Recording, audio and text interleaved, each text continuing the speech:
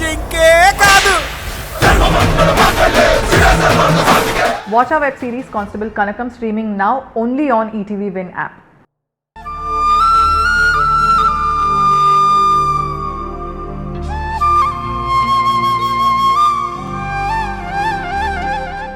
ఎవరి నిర్ణయాలు వాళ్లవే అన్నట్టు ధరణి పెళ్లి తొందరపడి జరిపి ఆ తర్వాత బాధపడి మేం మళ్లీ దూరం అవడం మాకిష్టం లేదు. అంటే ఈ పెళ్లి జరగదు అని నేను అనడం లేదక్కా. జరుగుతుంది, కానీ జనని అంగీకారంతోనే జరుగుతుంది. తనకిష్టమైతే నాకు ఇష్టమే.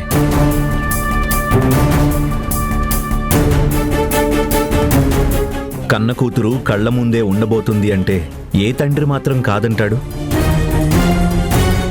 కానీ జనని ఆలోచనలకి అభిప్రాయాలకి విరుద్ధంగా ఇప్పుడున్న పరిస్థితుల్లో నేను వెళ్ళలేను.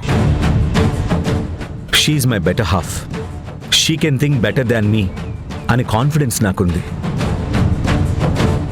ఇది పిల్లల భవిష్యత్తుకు సంబంధించిన విషయం. కలిసి నిర్ణయం తీసుకున్న తర్వాతే మేం ముందడుగు వేయగలం.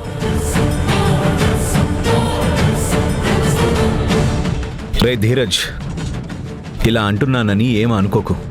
ధరణి ఆరోగ్యం బాగోలేదు, తనని బయటికి తిప్పద్దు అని నేను చాలా స్ట్రిక్ట్గా చెప్పాను.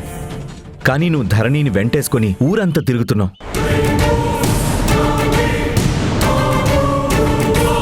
ఇక నుంచి అలా తిరగడం తన ఆరోగ్యానికి మంచిది కాదు. నువ్వు అతిగా ప్రవర్తించుకో. ధరణితో కాస్త డిస్టెన్స్ మెయింటైన్ చేయి. ఒక్క ధరణి ఆరోగ్యం గురించే ఈ మాట చెప్పడం లేదు. మనం అనుకునే ఈ పెళ్లి జరుగుతుందో లేదో కూడా క్లారిటీ లేదు.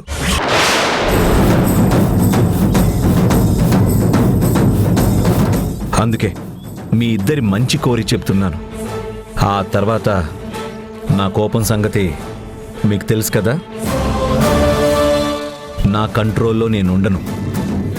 మావయ్య హర్ట్ చేశాడు అని బాధపడితే ప్రయోజనం ఉండదు. ధరణికి దూరంగా ఉండు, అర్థమైందా?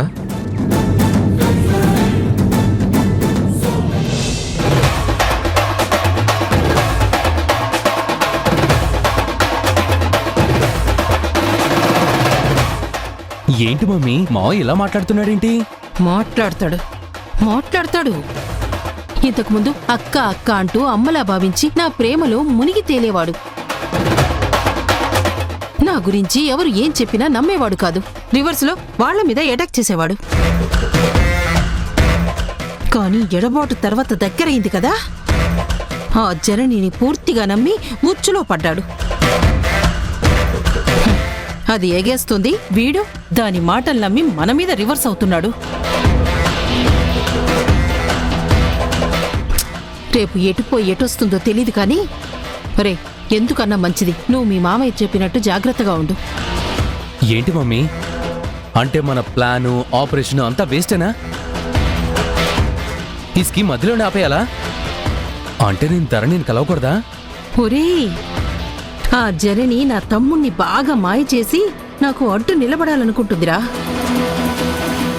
అది ఒప్పుకోవాలంటే దాని పర్మిషన్ తీసుకోవాలంట.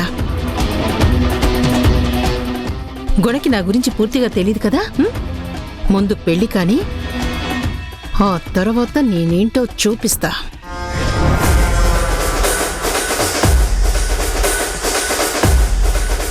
ఇప్పుడున్న పరిస్థితుల్లో ఎటు నుంచి ఎక్కడి నుంచి నరుక్కుని వెళ్లాలో నాకు బాగా తెలుసు. నేను ఫర్దర్గా అడ్వాన్స్ అవ్వని చెప్పేదాకా నువ్వొక్క స్టెప్ కూడా ముందుకు వెయ్యకు. 4 రోజులు ఓపిక పట్టు. కొన్నిసార్లు కొంతమంది కోసం నటించక తప్పదురా.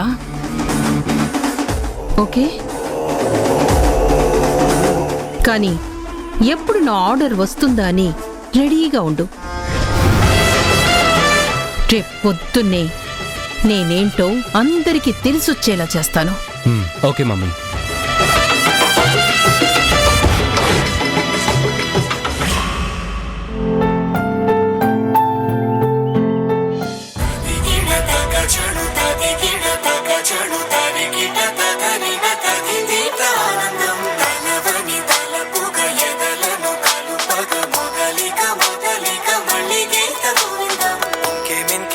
ఇంకేం కావాలే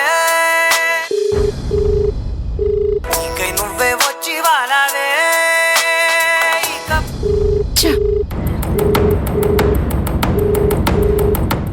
ఏంటి శక్తి, ఏదో చిరాగ్గా కనిపిస్తున్నావు, ఏమైంది? ఎవరి మీదో విరుచుకుపడ్డానికి ఫోన్ చేస్తున్నట్టున్నావు. ఊహలకు దొరకని సొగస ఊపిరిని వదలని గొలుసా నీకు ముడి పడినది తెలుసా మనసు ఓ శక్తియా? చెప్పు శక్తి. ఏంటి ఫోన్ లిఫ్ట్ చేయడానికి ఎంతసేపా? కొత్త రింగ్ టోన్ పెట్టాను, ఏదో పాట వస్తుంది కదా అని వింటున్నాను. ఇక్కడ నేను ఇంత సీరియస్ గా టెన్షన్ పడి చూస్తుంటే నువ్వు హ్యాపీగా సాంగ్స్ వింటూ ఎంజాయ్ చేస్తున్నావా? అసలు ఇది పాటలు విని స్టెప్ లేసే టైమేనా? కొత్త సాంగ్ కదా శక్తి, ఎంతైనా 4 సార్లు విన్నాక ఆ ఊపు ఉండదు కదా. సర్లే, నీ పాటలు పిచ్చి స్టెప్పులు పిచ్చి పక్కన పెట్టి చెప్పేది శ్రద్ధగా విను. ఇక్కడ నా తమ్ముడు నాకు అడ్డం తిరిగాడు. వీడు అడ్డం తిరిగితే కథ మొత్తం అడ్డం తిరిగినట్టే. పెళ్లి వెనక్కిపోతుంది, ఆశలు గంగలో కలిసిపోతాయి, ఆలోచనలు మంట కలిసిపోతాయి. నేననుకున్నది నాకు రాదు, నువ్వు ఆశపడ్డది నీకు రాదు. నమ్మిన నా తమ్ముడే బారుడు కత్తి తీసి నా వెన్నులో పొడిచాడు. నా తమ్ముడు నన్ను ఇలా చేస్తాడని నేను కల్లో కూడా ఊహించుకోలేదు. ఏంటి శక్తి, నిన్నెప్పుడు కత్తితో పొడిచాడు? బారెడు కత్తంటే వెనక నుంచి ముందుకొస్తుంది కదా, అసలు వెనక కూడా చిన్న ఘాటు లేదే. తీసేసిన కుట్లు పడాలి కదా, ఒక్క కుట్టు కూడా కనిపించడం లేదు. ఏయ్, నోరు ముయ్యవే. నీకు ఏ టైంలో ఏం మాట్లాడాలో అసలు తెలీదు. యువతలు నాకు నరాలు తెగిపోతుంటే నువ్వు జోకులు వేస్తున్నావా? ఓ అవతలికి. ఏమైంది శక్తి? ఎందుకలా ఎవరి మీద పడితే వాళ్ళ మీద విరుచుకు పడుతున్నావు? గుణాగారు ఏం చేశారు? ఏముంది, నా పెళ్ళామంటూ ఆ జనని సావాసం పట్టాడు కదా. పూర్తిగా మనసు విరిచి మనిషినే మార్చేసినట్టుంది. ఎప్పుడు చూసినా మొహం దుమ్ముదుమ్ములు ఆడుతూ పెట్టుకుంటున్నాడు. అరే, మాట వినేటట్టు లేడు, మనిషి చెప్తే అర్థం కావట్లేదు. మొత్తానికి మా మీదే రివర్స్ అవుతున్నాడు. పెళ్లి జరగడానికి వాడికేం అభ్యంతరం లేదట, కాకపోతే జనని గారి అంగీకారం కావాలట. ఇప్పుడు నువ్వు నేను కలిసి దాని కాళ్ల మీద పడి అమ్మా ఒప్పుకో అని బతిమలాడుకోవాలట. అది దయతలిస్తేనే పెళ్లి అన్నట్టుగా మాట్లాడుతున్నాడు. టోటల్గా దానికి బానిసైపోయాడు. దాని మాటే వీడి మాటలా మారింది. అదేం హుకుం జారీ చేసిందో వీడు నా మీద హుకుంలు జారీ చేస్తున్నాడు. పైనుంచి పెళ్లి జరుగుతుందో లేదో నువ్వు కాస్త ధరణికి దూరంగా ఉండరాని ధీరజ్కి కూడా వార్నింగ్ ఇచ్చాడు.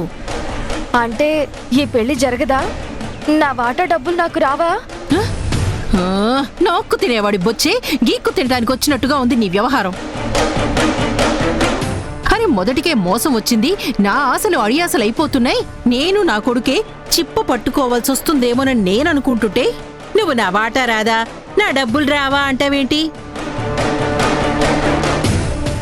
ఇక్కడ మన తూటాలు పేల్తేనే కదా వాటాలు రావటానికి.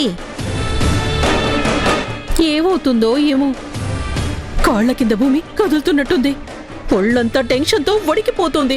నరాలు చిట్లి బుర్ర పగిలేలా ఉంది. అయితే ఆశలు వదులుకోవాల్సిందేనా? ఈ పెళ్లి జరగదా? ఏ, నువ్వప్పుడే డిసైడ్ అయిపోకు. ఏదో ఒకటి చేయటానికే ప్రయత్నం చేస్తున్నా. ముందు నేను చెప్పేది శ్రద్ధగా విను.